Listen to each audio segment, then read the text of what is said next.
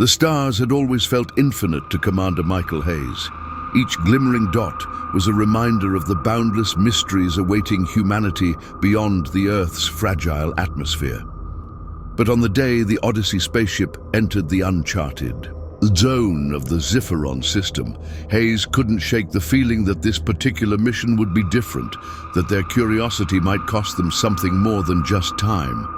What started as a routine exploration, an opportunity to gather data on a previously unknown planet, soon spiraled into a nightmare. Their vessel, a sleek and cutting-edge ship designed for the unknown, hovered over the lush, alien world below, its surface shimmering under the dim light of a distant star. But what they found wasn't the promise of alien life, nor the usual patterns of exploration. It was something darker, more sinister. The Zypherons had waited for them, and they weren't just curious. They had a plan, a terrifying one. It was meant to be a routine mission. The Odyssey had ventured out on countless exploratory assignments, surveying distant planets, gathering data, and cataloging uncharted sectors.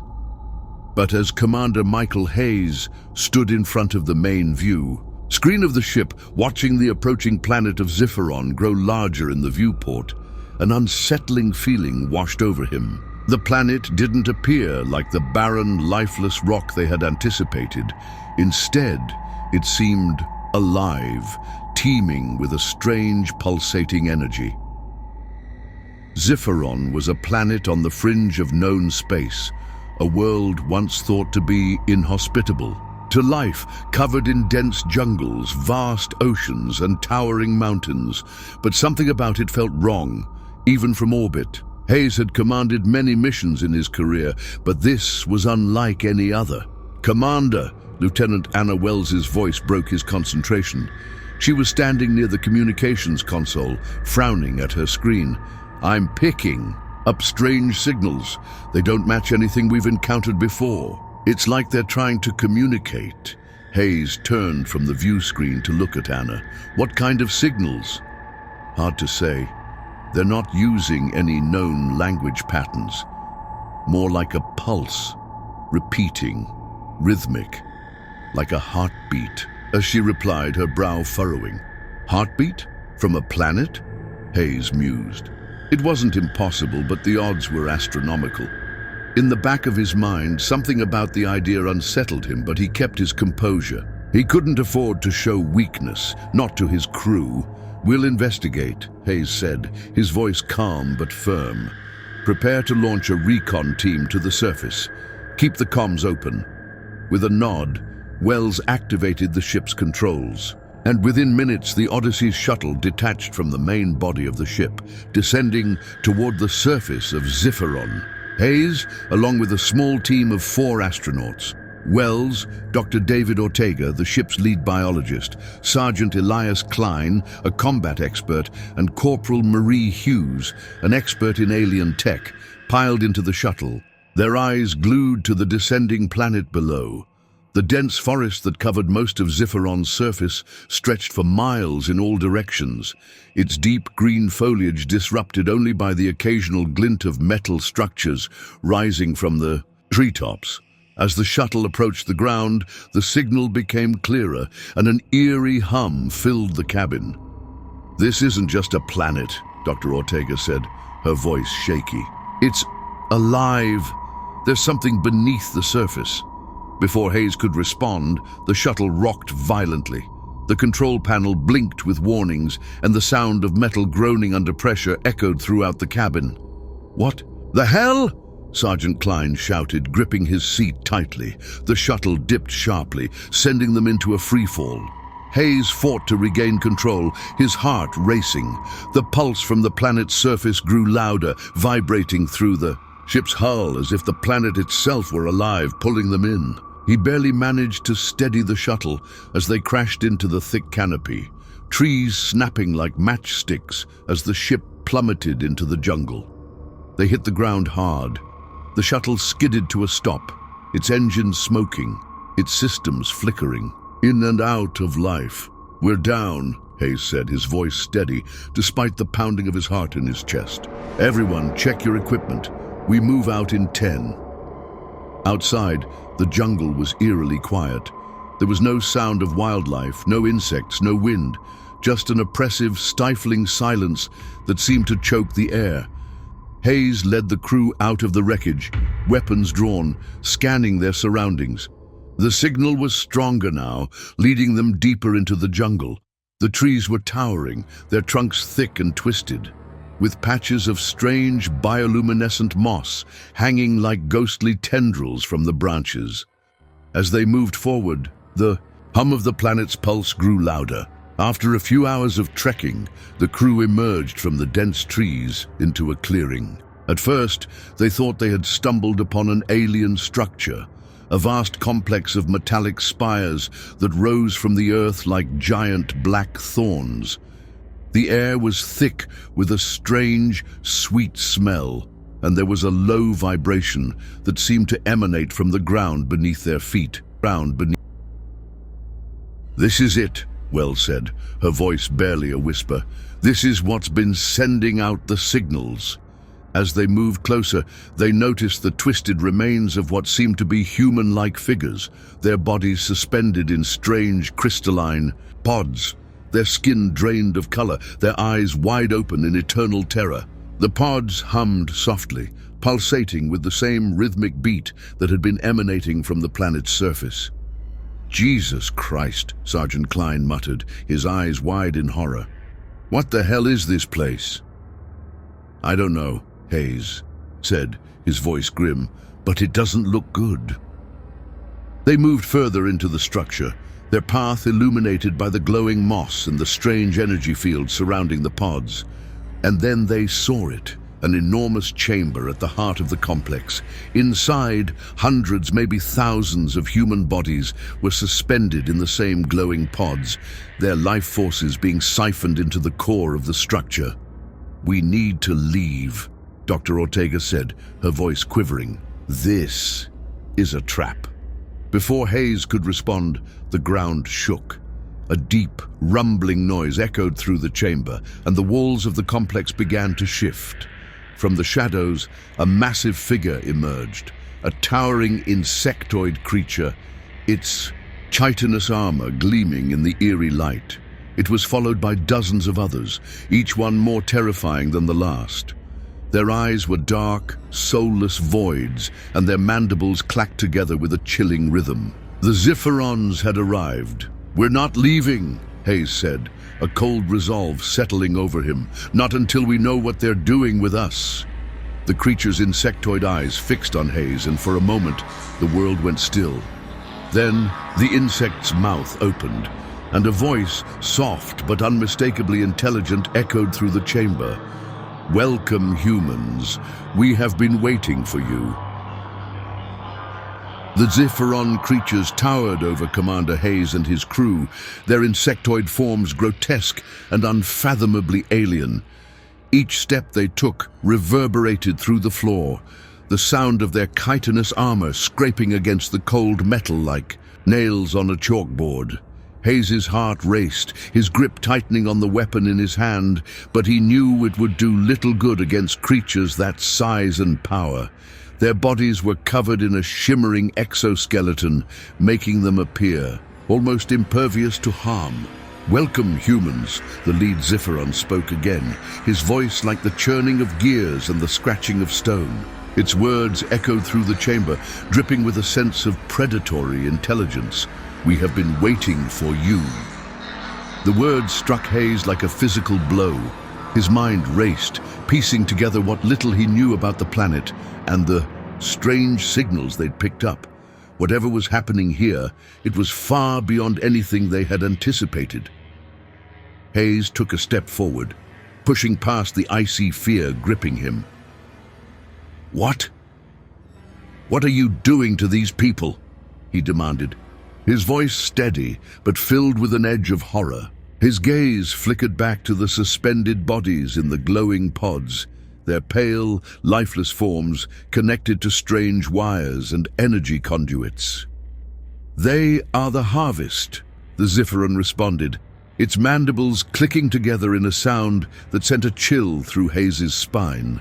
They give us what we need. Their life essence fuels our world. It is a symbiotic relationship. They help us live, and in return, we offer them eternal purpose. The Zypheron's words were cold, almost clinical, as if this twisted ritual was as natural to them as breathing. For a moment, Hayes couldn't process it. He had expected something terrible, but this was beyond anything he could have imagined. These humans weren't just being killed. They were being used as living batteries, their life force drained to power the Zypheron civilization. Symbiotic, Hayes echoed, trying to make sense of what he was hearing. You're enslaving them. You're killing them. The Zypheron's mandibles clicked again, this time in what Hayes could only interpret as amusement. You misunderstand. They are not killed. They are transformed. Transformed? Hayes repeated, disbelief twisting his stomach. What the hell does that mean? The creature stepped closer, its eyes narrowing as it regarded Hayes. What? You see before you, those who are drained of their essence. They are not gone. They are reborn. Hayes's blood ran cold. Reborn? Into what? They become part of us, the Zypheron replied, its tone matter-of-fact. A hybrid of human and Zypheron DNA. The energy they provide us is not just life, it is evolution. They are the cornerstone of our longevity. It took a moment for the gravity of the Zypheron's words to sink in. You're saying you turn them into, what? Things? The Zypheron's head tilted slightly. They become more than human. They become eternal. They are our companions, our energy sources, our workers. They live within us and we live within them. The horror of what the creature was describing began to crystallize in Hayes's mind. These humans, his crew, his friends, weren't just being drained of life. They were being transformed into something unrecognizable, something inhuman. The Zypherons didn't merely use their energy to power their city. They were using human DNA to create hybrids, creatures that would serve them for centuries, sustaining their civilization long after their physical bodies had perished. We are their creators, the Zypheron continued, its voice growing more insistent, and they are ours. Together we form the perfect system. You will understand soon enough. Hell no, Sergeant Klein spat, stepping forward. His hands were clenched tightly around the grip of his weapon, but Hayes could see the fear in his eyes. We're not becoming your fucking batteries. You'll have to kill us first. Hayes raised a hand, signaling for Klein to stay calm. He knew that, for all their bravado, they were trapped. This was no longer about escaping. It was about survival. You said soon enough, Hayes said, his voice low and controlled. What does that mean? The Zypheron creature seemed to pause, as if weighing its words carefully. You misunderstand our purpose. You are not here by accident. We chose you, specifically your crew. Your genetics are of interest to us. Genetics, Hayes repeated, his pulse quickening. What do you mean? The humans we harvest are valuable, but your DNA, Commander Hayes. The Zypheron's voice dropped to a whisper, almost as if it were sharing a dark secret. It holds the key to something greater. We have been studying human biology for centuries. We have found that your kind contains the perfect genetic markers for evolution, for the next stage of our existence. A sickening realization began to dawn on Hayes. He could feel his throat tighten as he tried to process what the Zypheron was saying. You're saying you're trying to create something from our DNA? Not just from any human, the Zypheron continued, its eyes locking onto Hayes with cold intensity. From your DNA, Commander. Your genetic code contains the perfect balance for the weapon we need. With it, we will complete our transformation. We will no longer need to harvest humans. We will become unstoppable. The creature's words hit like a punch to the gut. Hayes's mind raced. His genetic code? The perfect weapon? He felt the weight of the Zypheron's words settle heavily on his shoulders. They weren't just trying to use him, they were trying to create something from him, something more dangerous than any weapon he could imagine. Before he could respond, the Zypheron's body shifted slightly, and more of its kind emerged from the shadows surrounding the group. Their eyes gleamed with anticipation. "Do not worry, Commander," the first Zypheron said, its voice now oddly soothing.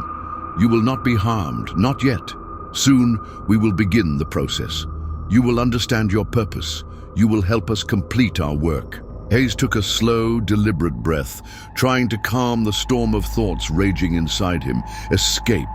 That was their only option now. If they could somehow fight back, disrupt the harvesting process, they might have a chance. But they had to. Act quickly and decisively. His eyes flickered toward his crew. They were scared, but they were still alive. For now. "How long do we have?" Hayes asked, his voice steady, despite the fear creeping up his spine.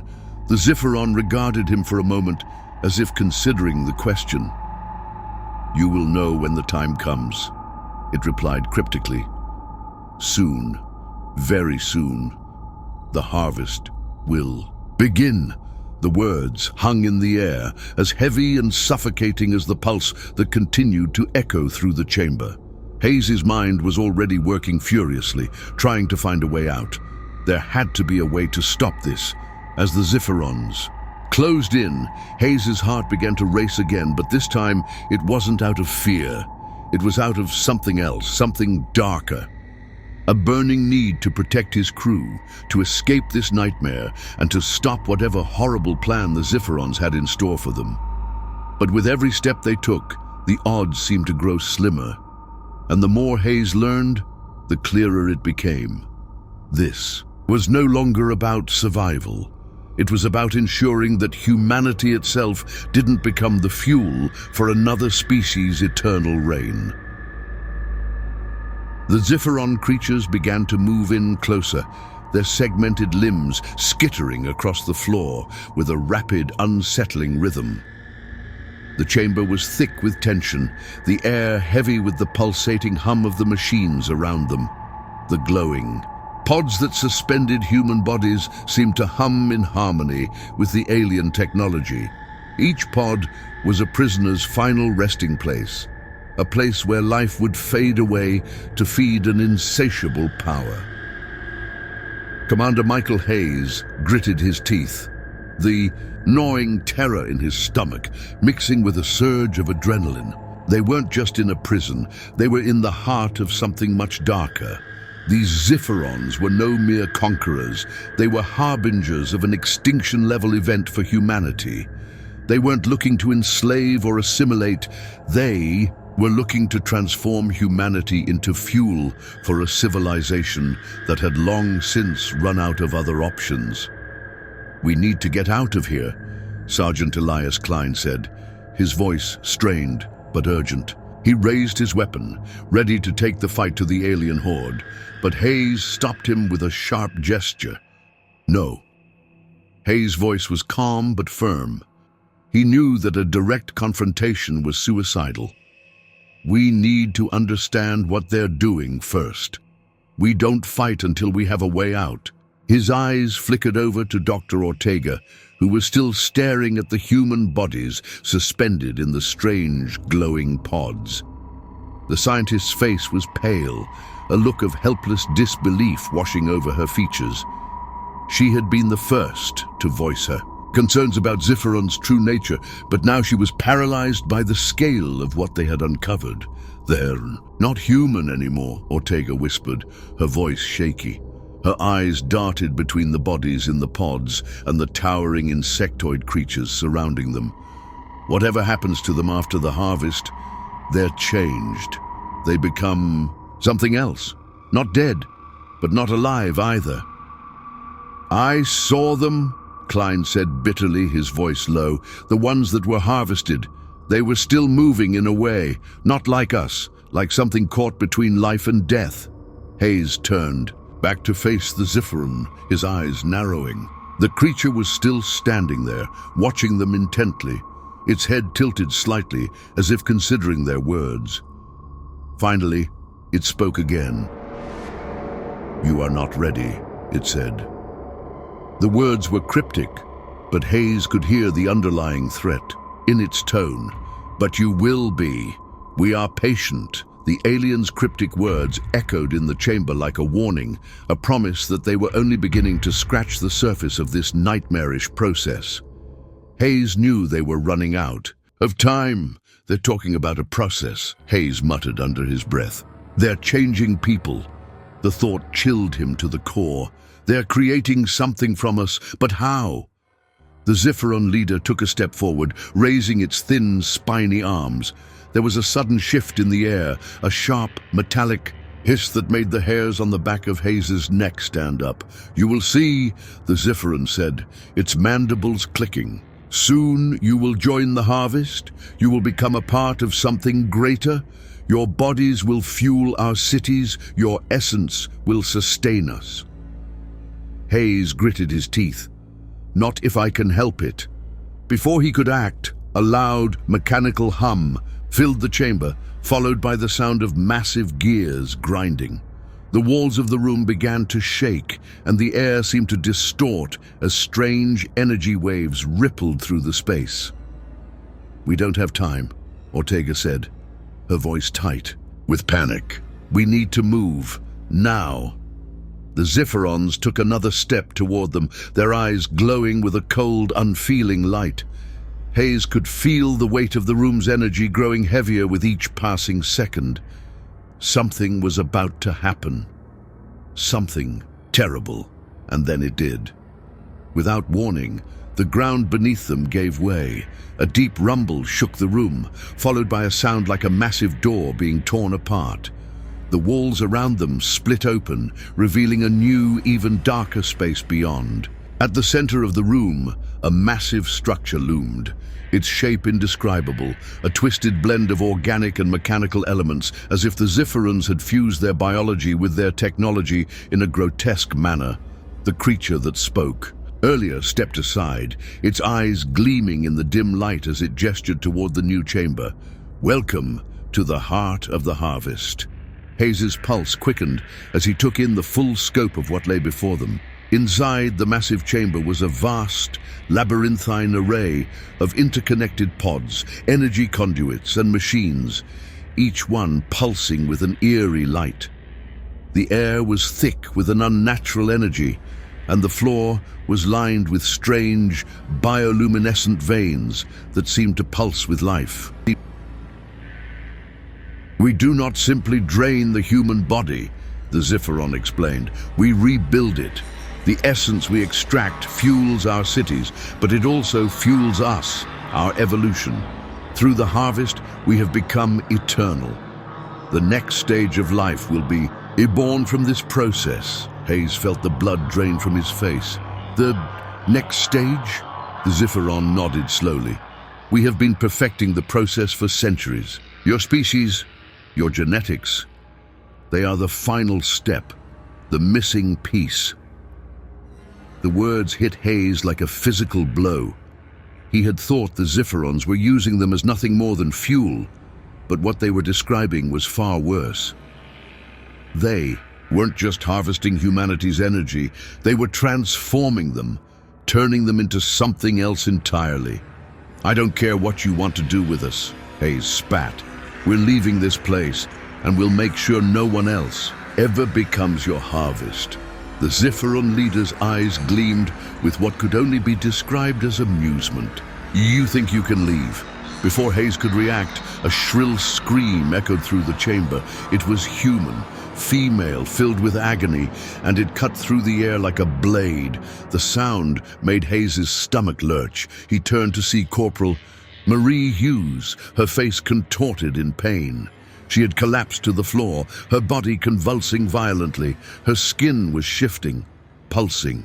The very life seemed to be drained from her as her form seemed to stretch, almost as if her body were being rewritten at the cellular level. "Hughes!" Hayes shouted, rushing to her side. "No, no, this can't be happening!" Ortega fell. to her knees beside her, trying to stabilize her. "This is it," she gasped, her voice hoarse with terror. "She's becoming part of the process. They're rebirthing her." Hayes's heart thundered in his chest as Hughes's body began to twitch violently, her eyes rolling back into her head. The scene unfolding before them was nothing short of nightmarish. What the Zypherons had described was happening right in front of them. Hughes was being turned into something else, a hybrid, a creature that existed between life and death, caught in a limbo of energy. "We need to get out of here now," Klein shouted, pulling Hayes back. But it was already too late. The chamber filled with an eerie silence, and the once distant hum grew louder, more intense. The pods around them began to flicker, their lights blinking on and off, like the last gasps of dying stars. Hughes's body had gone limp, her chest rising and falling with unnatural slowness.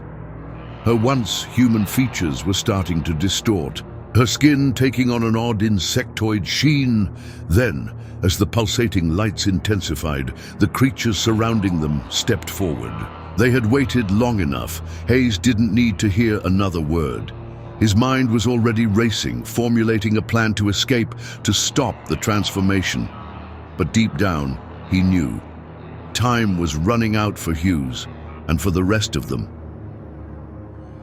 These Zypherons were starting the process. They were becoming part of the harvest.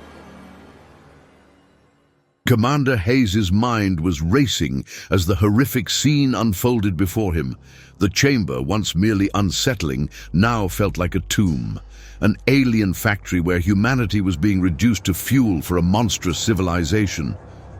The transformation of Corporal Hughes was unfolding at an unnervingly rapid pace.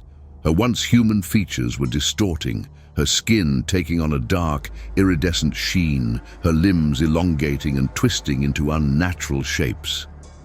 No. Hayes gritted his teeth, trying to suppress the flood of panic threatening to take over. He dropped to his knees beside Hughes, gripping her arm. But it was like holding onto a nightmare. Her skin was cold to the touch, and her body was vibrating with an otherworldly energy. "Stay with me, Hughes." Ortega was already at Hughes's side, her hands trembling as she checked for a pulse, though she knew there would be none. The transformation was too far gone. Hughes was beyond help. She was becoming something else, something the Zypherons had engineered through their twisted process.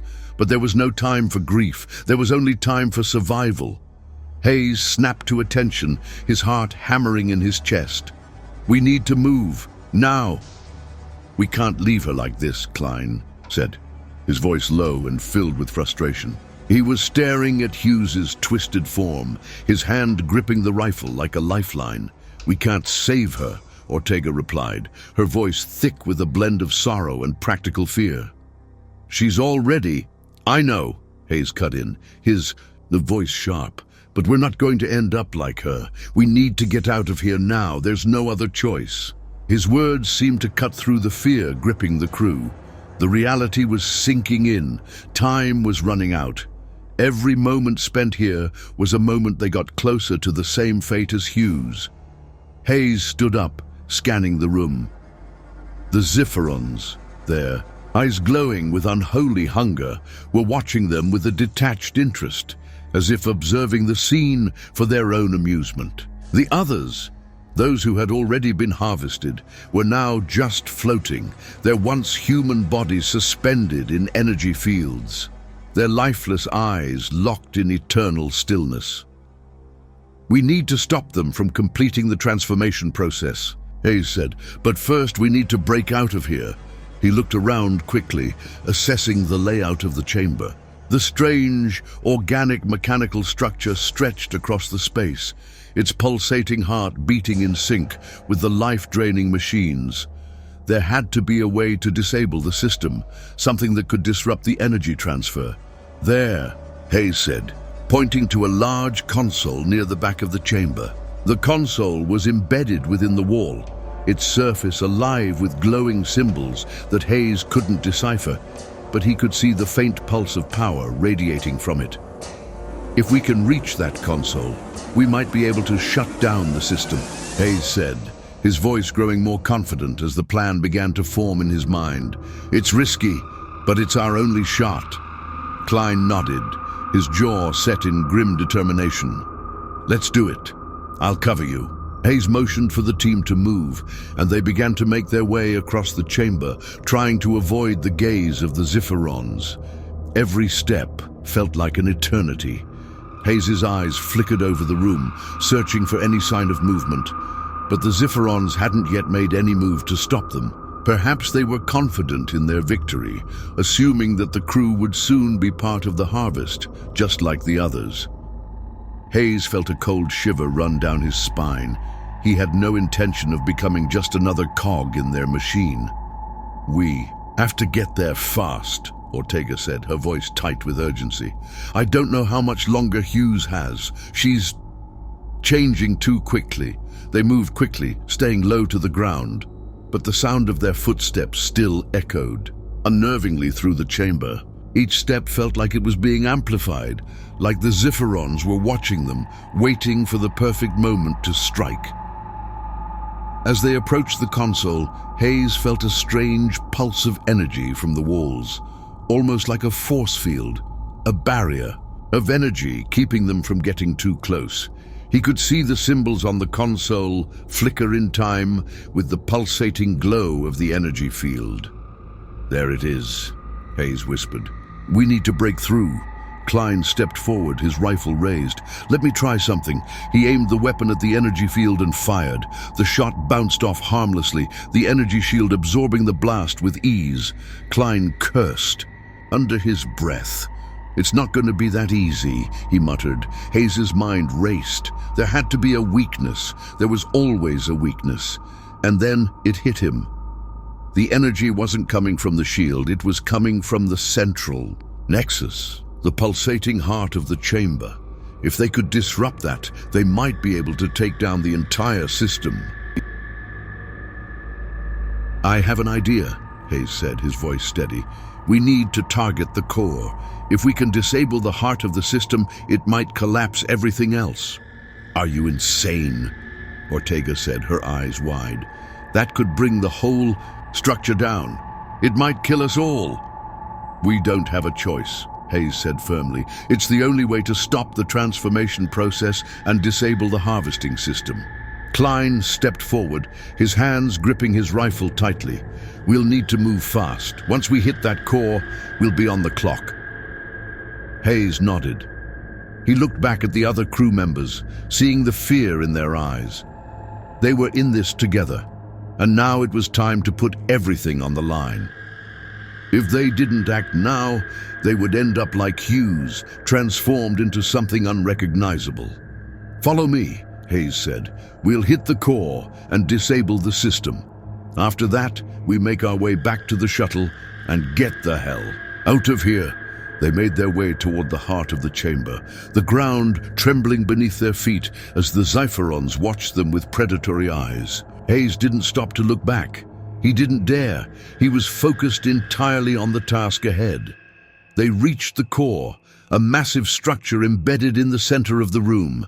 It was an amalgamation of organic material and alien technology, pulsing with a sickly green energy. The core itself was surrounded by a series of energy conduits, each one feeding power into the surrounding pods.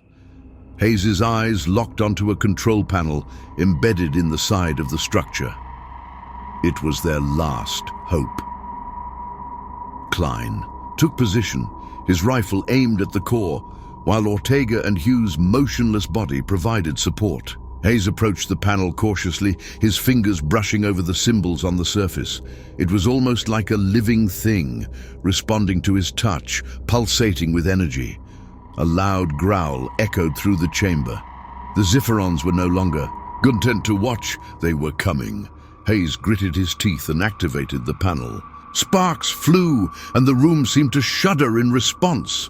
We've triggered the alarm, Ortega said, panic creeping into her voice. We need to hurry. The room began to vibrate with increasing intensity as the core began to break down. Hayes' heart pounded in his chest. They were almost there, just a little longer, and then, with a loud crack, the core exploded.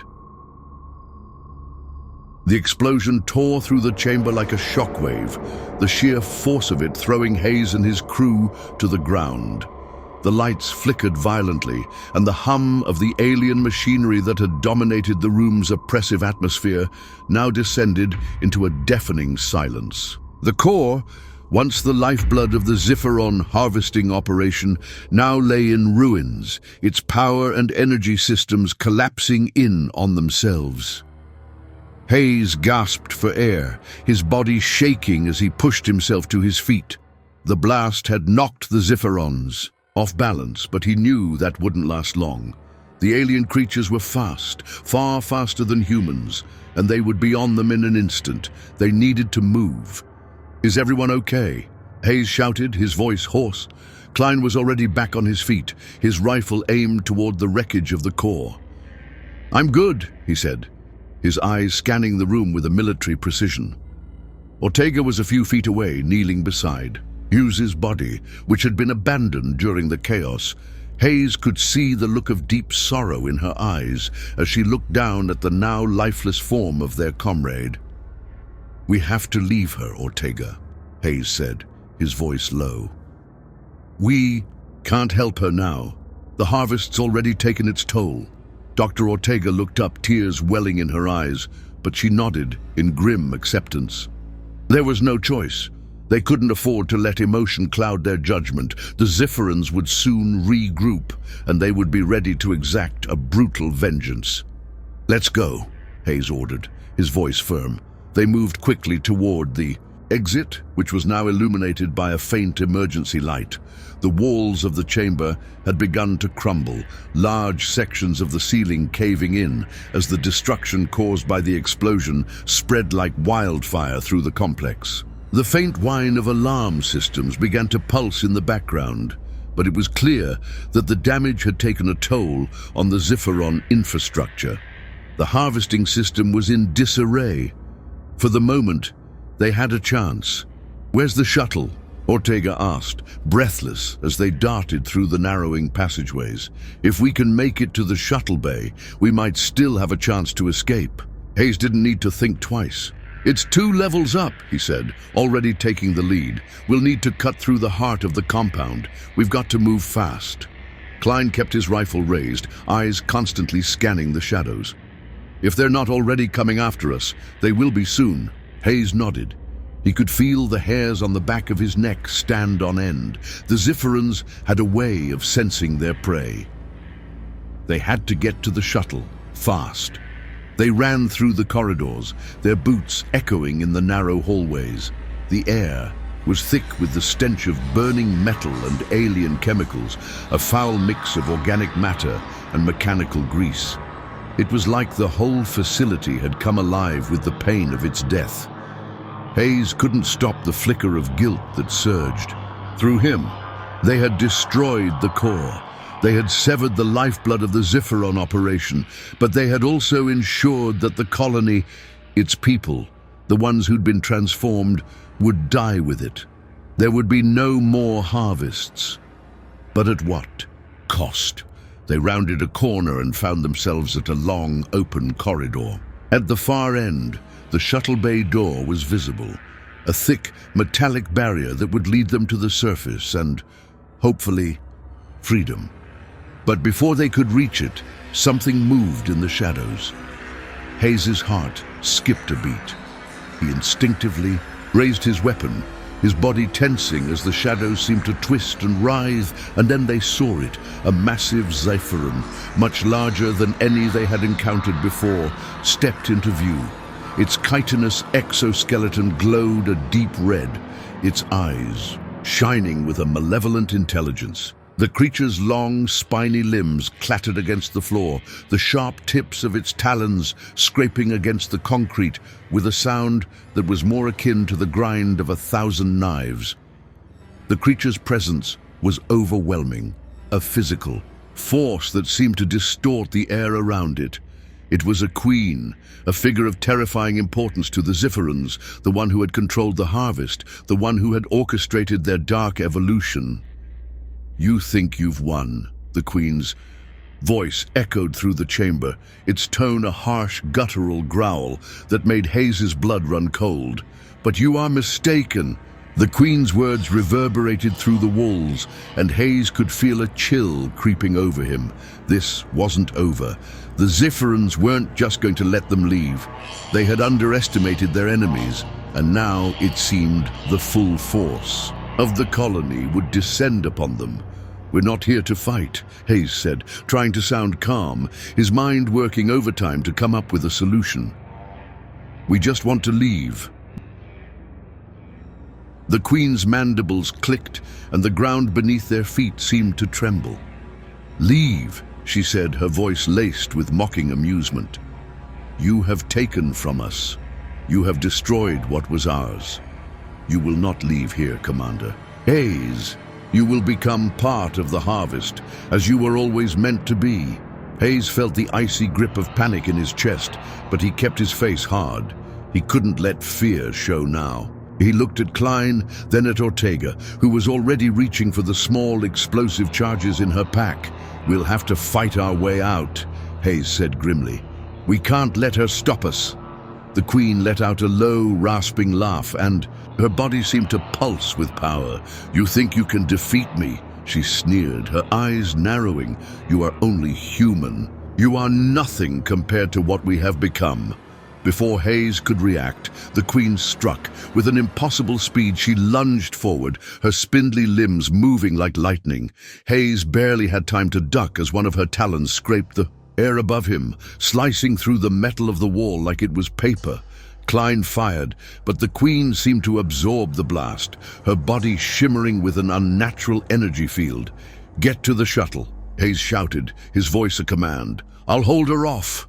"No!" Ortega cried, her voice filled with panic.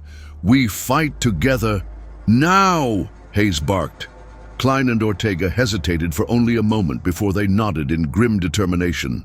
They sprinted toward the shuttle bay, their path clear despite the looming threat of the queen. Hayes stood his ground, his rifle aimed at the creature's center mass. The queen was already advancing, her limbs moving with an unnatural fluidity. Hayes fired a few rounds, but they barely made a dent in the creature's exoskeleton. He knew it wouldn't be enough. They couldn't defeat the queen, not like this. Not without the element of surprise. Then he saw it. Just behind the queen, near the wall of the corridor, was an access panel. It was their way out. "Over there," Hayes shouted to his crew. "We need to get to that panel," without looking. Back Klein and Ortega altered their path, heading toward the panel. The queen noticed their movement, her eyes locking onto them. She screeched in fury, but Hayes was already running, putting distance between himself and the creature. He fired another shot, aiming for the queen's legs. The creature screeched in pain, its talons scraping the ground as it lurched forward. It was enough, just enough. Klein reached the panel, and with a swift movement, he ripped it open. "I've got it!" he shouted, his fingers flying over the controls. Hayes turned to face the queen one last time. He could see her advancing, her mandibles clicking in fury. But it was too late. Klein pressed a final button, and the shuttle bay doors began to open, the roar of the engines signaling that their escape was imminent. "Go!" Hayes shouted. The team sprinted toward the open doors, the queen's enraged screech echoing behind them. They dove into the shuttle, the doors slamming shut just in time to prevent the queen from reaching them. Hayes sat down heavily in the pilot's seat, his body trembling with adrenaline and exhaustion. "We're not safe yet," Klein said, his voice tense. "She'll be coming after us." Hayes glanced at the screens as the shuttle powered up. They had made it out, but they were far from free.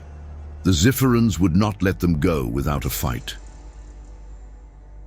The shuttle's engines roared to life, and Commander Hayes could feel the vibration of the thrusters under his feet.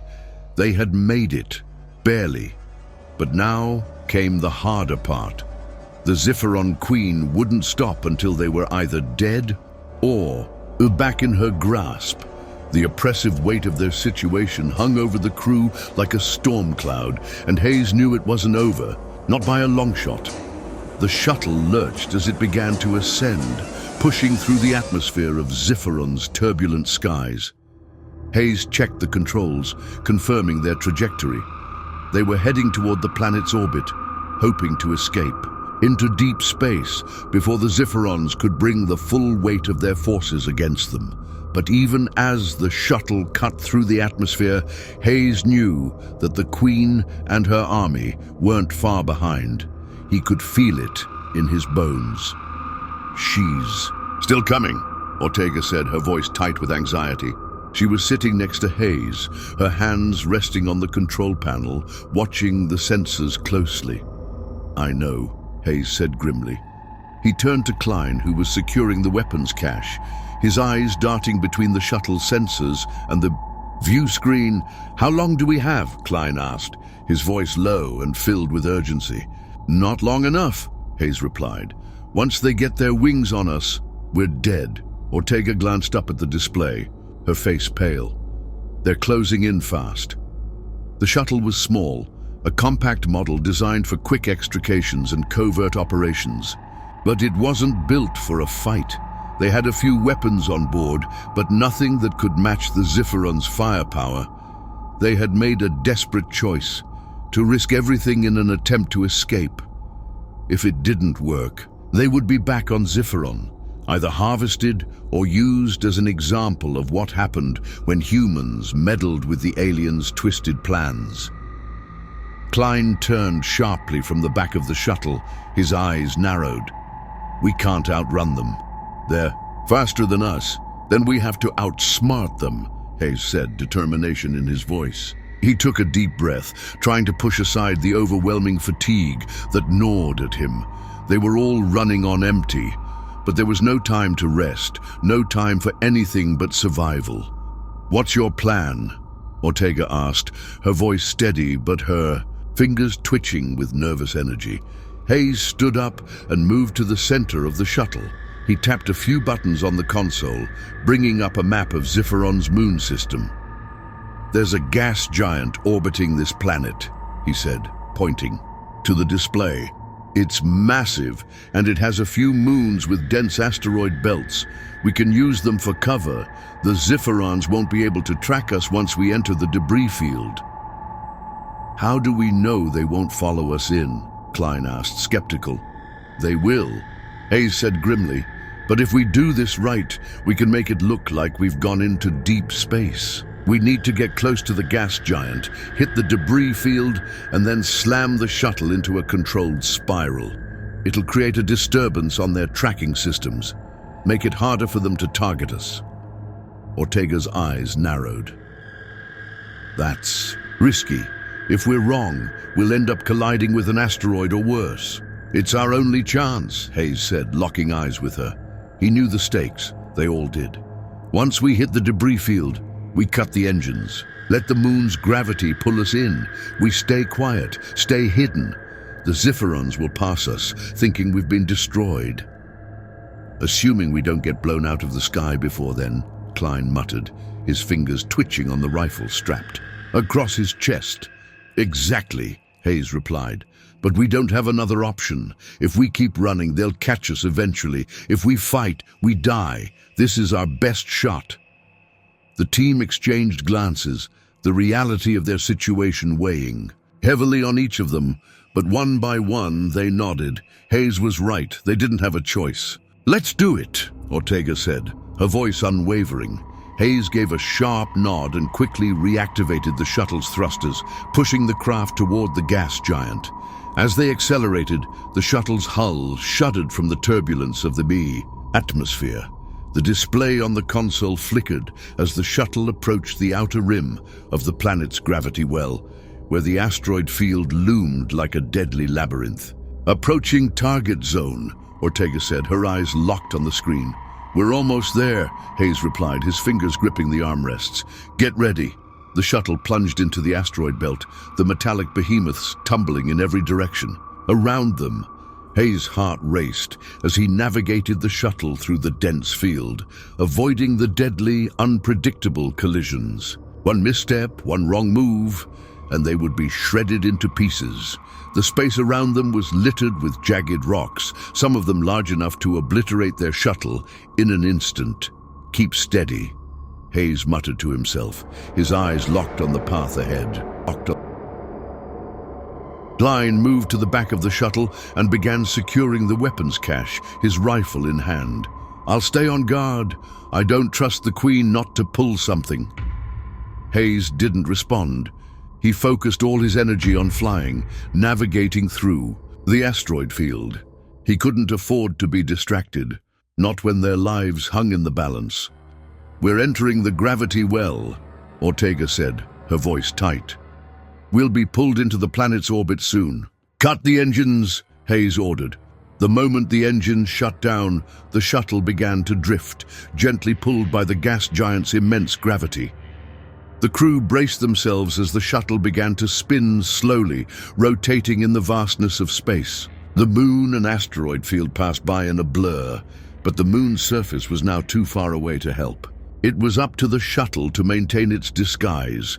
For a few moments, the shuttle floated in eerie silence, the crew holding their breath, waiting for the Zypherons to pass. Suddenly, the onboard sensors beeped with warning. "They're coming," Ortega shouted, her eyes locked on the radar. "They've detected us." The low hum of the Zypheron's engines echoed through the comm system as their ships descended into the asteroid field. Hayes' heart pounded in his chest as he watched the approaching alien ships. They were coming in fast, but they couldn't have known where exactly the shuttle was. They were still tracking them blindly through the debris. "We need to break their lock," Hayes said, his voice cold and calculated, "or we won't make it." Klein moved quickly, his rifle slung over his shoulder, and began setting up the shuttle's emergency countermeasures. "It's risky, but I'll activate the decoys. They might buy us a few seconds." The Zypherons closed in, their ships cutting through the debris with deadly precision. Hayes' fingers danced over the console, making minute adjustments to the shuttle's trajectory. The shuttle began to spiral gently, the asteroid field spinning around them like a storm of deadly rocks. The sensors flared again. The Zypheron ships were closing the distance. Hayes' breath caught in his throat. "Do it, Klein," he ordered. The moment Klein hit the button, a series of holographic decoys erupted from the shuttle's hull, creating a burst of fake signals that flooded the area with false readings. The Zypherons hesitated, their sensors momentarily confused as the decoys scattered. "We've got seconds before they reorient," Ortega said, her voice tight with urgency. Hayes slammed his fist on the console, sending the shuttle into a sharp, uncontrolled spiral, a violent plunge into the asteroid field. The shuttle's engines sputtered, no longer powering it, just letting the gravity well of the gas giant pull them into the chaotic abyss. For a moment, everything was in free fall. But the moment they began to spin wildly, the Zypheron ships disappeared. From the senses, the decoys had worked. For now, they were safe. For now. The shuttle groaned under the stress of the forced spin, but Hayes didn't dare let up. He wasn't just fighting to escape Zypheron. He was fighting to make sure they never returned. The shuttle's descent was agonizingly slow. Every twist of the craft's body a reminder of just how close they were to being crushed by the asteroid field surrounding them. The debris collided with the shuttle's hull, sending shudders through the metal frame, but Hayes knew they couldn't afford to slow down. Not yet. "Status?" Hayes barked, eyes glued to the sensors. The Zypheron ships were nowhere to be seen, but they wouldn't give up this easily. "We're holding steady," Ortega replied, her fingers flying over the console. "The decoys are still active, but the minute they recover from the interference, they'll be back on us." Hayes clenched his jaw. The Zypherons were relentless. He knew that much. They weren't the type to let prey slip through their fingers. Not after everything they'd lost. "We need to get out of here," Klein muttered, voice tight with tension, as he looked out the porthole at the mass of asteroids surrounding them. "We don't have much time before they triangulate our position." "We're not going to outrun them if we stay here," Hayes said. "We need to hit that wormhole exit. It's our only shot." The wormhole they were targeting was a long shot, a natural anomaly in the nearby star system, a small, uncharted tear in space that could potentially lead them to another part of the galaxy. But it was their best chance. It was a path no one had used before, and that meant the Zypherons wouldn't be able to track them through it. "Ortega, plot a course," Hayes ordered. "Make sure the wormhole coordinates are set and ready to jump." Ortega worked quickly, her fingers dancing over the console. The shuttle's systems buzzed, and the soft hum of the engines filled the cabin, reminding them all of the fragile nature of their escape. They weren't free yet. Not by a long shot. "We're ready," Ortega said, her voice strained. "But we'll have to engage at maximum speed to make it. Any misstep and we're dead." "I'll take care of the missteps," Hayes said, his voice firm. "Just get us there." The shuttle rocketed toward the edge of the asteroid field, and the tension in the cabin ratcheted up to a breaking point. Every piece of rock that streaked past the hull felt like an impending threat. Hayes's eyes stayed focused on the readouts, fingers gripping the control panel with white-knuckled intensity. They couldn't afford to make a single mistake. Then, without warning, the ship shook violently as a series of blasts echoed across their sensors. "They found us," Ortega said, eyes wide. "They're coming in hot." On the monitor, a handful of Zypheron ships had emerged from the asteroid field, their sleek insectoid shapes cutting through the debris like knives. They were faster than they had any right to be, closing the gap between them with terrifying speed. "They're going to intercept us before we reach the wormhole," Klein said, his voice tight with realization. "We can't dodge this many ships." Hayes cursed under his breath. He had hoped for more time. He had hoped the wormhole would be their escape, but now they were running out of options, and quickly. "We're taking a different route," Hayes said, his tone sharp as he punched a new set of coordinates into the console. "Hold on!" The shuttle banked hard to the left, narrowly avoiding an incoming blast from one of the Zypheron ships. The maneuver sent them careening toward a narrow gap between two massive asteroids, an opening that would have been impossible to navigate under. Normal circumstances, but Hayes wasn't thinking about the odds. He was thinking about survival. "Are you crazy?" Klein shouted, watching as the asteroid field loomed closer. "Better crazy than dead," Hayes replied, teeth gritted. "Trust me." The shuttle shot forward, narrowly missing the jagged edges of the asteroids. The metal screeched as it scraped against one of the larger rocks, but Hayes kept the throttle open, pushing the shuttle to its absolute limit. The sound of the hull groaning under the pressure was deafening, but Hayes refused to let up. "We're almost there," Ortega said, her voice strained. "We've got one shot at this. If we don't make it, we'll make it," Hayes interrupted, eyes focused ahead. He could see the wormhole now, flickering like a distant light at the edge of the system. It was their only way out. The Zypherons were closing in fast, their ships converging on the shuttle from all sides. They were almost there. Another blast rocked the shuttle, sending them into a roll. The console flickered as the shields began to fail, sparks shooting from the panel. Hayes fought to regain control, his hands flying over the controls as he steadied the shuttle once more. "Not this time," Hayes muttered, voice tight. He slammed the thrusters into full power. The shuttle surged forward, barreling toward the wormhole at full speed. The Zypherons were almost on top of them, the dark shapes of their ships looming large in the shuttle's rear view. They had no choice but to make it through the wormhole. There was no second chance. And then, just as they reached the threshold of the wormhole, a pulse of energy shot through the shuttle's hull, sending them hurtling into the swirling abyss of the space-time tear. The universe seemed to bend around them, light bending in strange, impossible patterns as the shuttle was consumed by the wormhole.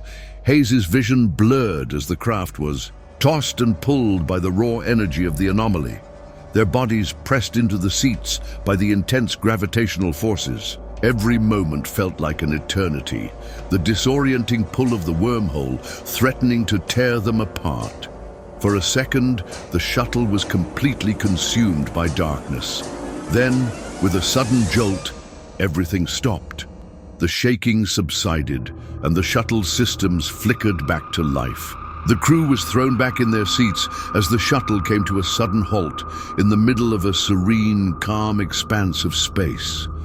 The stars around them were unfamiliar, vast, distant, and uncharted.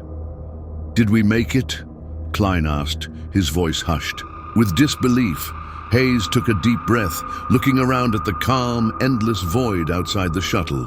The Zypheron ships were nowhere to be seen. The wormhole had dropped them off in an entirely different sector of the galaxy.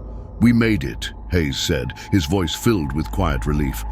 "We're safe, for now." Ortega let out a long, relieved breath. "We escaped. We actually escaped."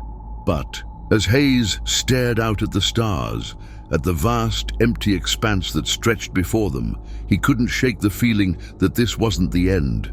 They had survived, yes, but the Zypherons would be back. They always came back. And when they did, it would be the fight of their lives. For now, however, they had won, and that was enough. "We may be safe," Hayes said softly, "but the war isn't over." And with that, the crew of the Resolute set their course for the unknown, ready for whatever came next, because in space you couldn't afford to rest, not when humanity was at risk.